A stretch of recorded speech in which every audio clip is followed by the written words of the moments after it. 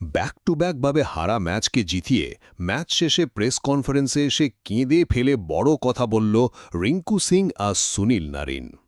আবারও একটা হারতে বসা ম্যাচকে শেষ মুহূর্তে রোমাঞ্চকরভাবে সুপার ওভার ম্যাচ দিয়ে জিতিয়ে ম্যাচ শেষে এই মুহূর্তে সকল কেকেআর ফ্যানরা পেয়ে গেল একসাথে তিনটি বিরাট বড় সাপসুখবর।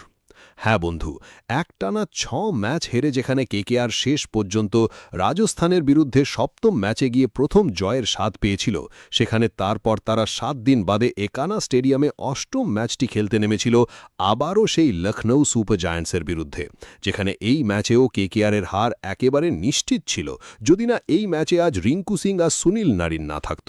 কেননা টসে হেরে প্রথমে ব্যাটিং করতে নেমে যেখানে কেকেআর প্রথম ১০ ওভারে নটবর্ডে ব্যাটিং ও গাজোখড়ি আম্পায়ারিংয়ের জন্য যেখানে মাত্র ৭০ রান তুলেই যেখানে ৬টি উইকেট হারিয়ে ফিরেছিল, সেখানে যদি ওই সময়ে রিঙ্কু সিং ৯ ওভারে ব্যাটিং করতে নামা নারিনের সঙ্গে ৮২ রানের পার্টনারশিপ গড়ে কেকেআরের স্কোরকে ২০০ ওভার শেষে ১৫৫ রানের চৌচিয়ে দিয়েত, তাহলে তো কেকেআরের এই ম্যাচে লড়তেই পারত না।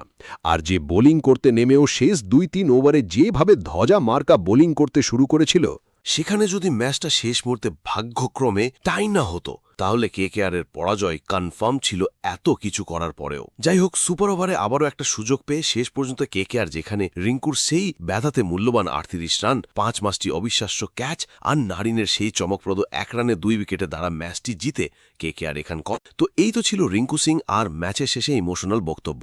আর ম্যাচের শেষে কেকেআর ফ্যানদের জন্য কোন ৩টি বিরাট সুখবর বেরিয়ে এলো সেটা কথা বলি। প্রথম যে বড় সুখবরটি বেরিয়ে এসে সেটা হলো কেকেআরের এবার কিন্তু খুলে গেছে প্লে অফসে যাওয়ার জন্য একটা বড় সুযোগ। হ্যাঁ বস, কেকেআর কিন্তু বর্তমানে এই ম্যাচের পর পয়েন্ট টেবিলসের সোজা ১০ নম্বর স্থান থেকে ৮ নম্বরে উঠে এসছে।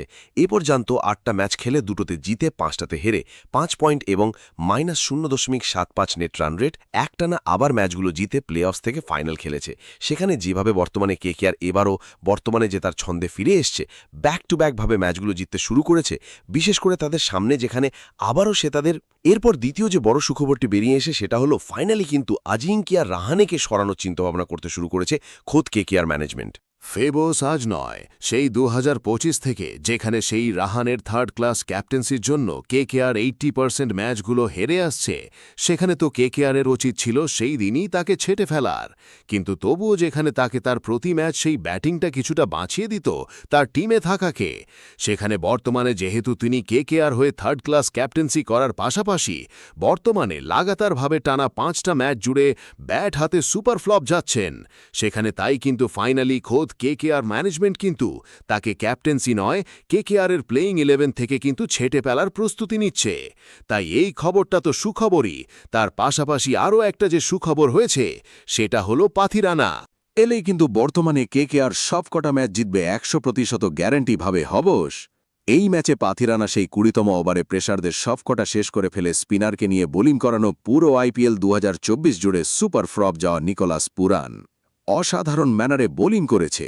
সেখানে যদি এরপর পরের ম্যাচ থেকে কেকেআরের এই বোলিং ইউনিটে একবার মাতিসা পাথিরানাকে ফিট করানো যায়, তাহলে কিন্তু কেকেআর ১০০% কিন্তু মাত্র ১৬০-১৭০ রান করেই এই তার দুর্দান্ত বোলিং ইউনিট দিয়েই কিন্তু শুধুমাত্র রান ডিফেন্ড করে সবকটা ম্যাচ জিতে প্লে অফস পর্যন্ত খেললেও খেলতে পারে।